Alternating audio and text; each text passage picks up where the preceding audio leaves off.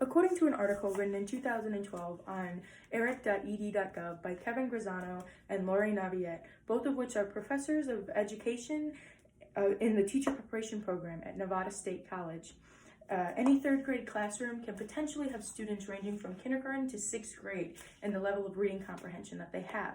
Now, this large range in reading comprehension is a prime example of how co-teaching, the action of having two teachers in one classroom setting, can be beneficial to the nurturing of a student's understanding in any given topic. As future educators, you may be asked to co-teach at some point in your career, which means that you must know how co-teaching works and how it can apply to your specific level of education that you're teaching. As a special education major here at ISU, I have learned about co-teaching in my classes. However, I have also seen co-teaching firsthand. In high school, I was in a co-taught class, and thus I've seen all the methods and how they work in a real-world scenario. In order to properly understand the impact that co-teaching has on student growth, it's crucial to understand how it works and how is it applied and how it is applied to K-12 settings and how it's applied to collegiate settings. Therefore, I'm going to explain to you what co-teaching is and how it works. Co-teaching is the sharing of planning, instruction, and assessment of students between two teachers. According to a piece written in 2017 by Nathan Trites on castpublishing.org, co-teaching often pairs a general and special education teacher together in order to create a more inclusive environment for students with disabilities. It allows them to be in general education settings while still accessing needed instruction, supports, and resources. There are 6 distinct methods of co-teaching, and each of them are different and have their own benefits. This allows you to rotate between them as a teacher to provide your students the best education possible. One Teach, One Observe involves one teacher teaching the entire class and the other teacher standing back and assessing student performance, if there's any problems, which activities are the most helpful and which ones aren't helpful at all. One Teach, One Assist is basically the same thing, except the second teacher is giving individualized support to the students that need it, as they need it. In 2019, on edutopia.org, Sean Castle, who's a high school administrator and supervisor of special education, wrote that while these two methods are the easiest for new duos of co-teachers, it's important that they switch off which teacher is watching or assisting and which one is teaching, otherwise they won't have a very positive experience. Station teaching is when the class is split up into multiple groups and the teachers rotate between them and provide specialized support when needed.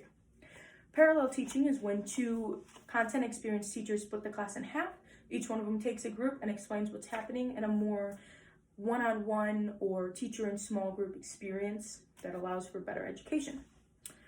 Alternate teaching is when one teacher takes a small group into an isolated location to give specialized assistance, while the other teacher addresses the rest of the class as a whole in the normal classroom setting.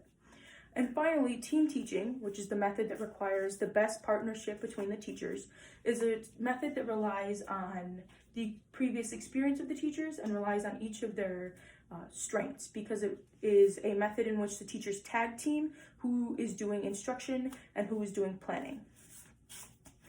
Now that we've covered how co-teaching works, let's discuss it in the K-12 grade level range. According to Ellis Hurd and Gary Wheelbacker, professors at Illinois State University, and their eric.ed.gov article written in 2018, federal mandates want increased support for students with disabilities. This is prompting more co-teaching between teachers that are general education teachers, teachers that are special ed teachers, and bilingual and bicultural specialists. Additionally, more students than ever with disabilities are being enrolled into general education classroom settings. In fact, in 2012, Kevin Grazzano and Lori Naviette wrote that in 2011, 58% of students aged 12 through 17 would spend 80% or more of their day in a general education setting. This, paired with the fact that there's a current push for English language learners and English language speakers to be taught in the same class, has created an increased need for co-teaching in the K-12 settings. In all settings, but especially the K-12 setting, there's a huge need for creativity in co-teaching. There's no such thing as a perfect way to co-teach. It's a constantly evolving art. This flexibility means that for K-12 students, there's an increased amount of activities, assignments, and options for them to follow, which means that there's a lot more ways for them to learn and thrive in a classroom setting compared to a solo taught class. Now that co-teaching in the K-12 setting has been covered, let's discuss it in the collegiate level.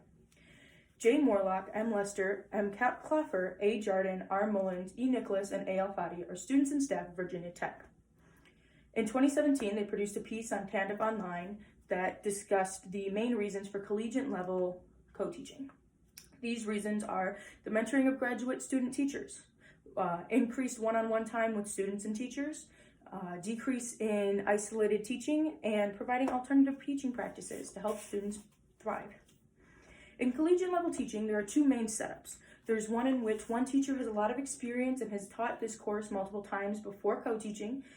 This method also involves that teacher hand-picking which partner they want to work with most of the time, and they get full responsibility over the course objectives for the class.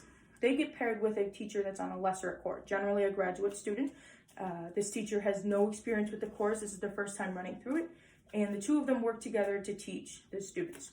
The less common method is when both teachers on their same level career-wise, both of them have experience in the class, and both of them are going to partake in what's called co-learning.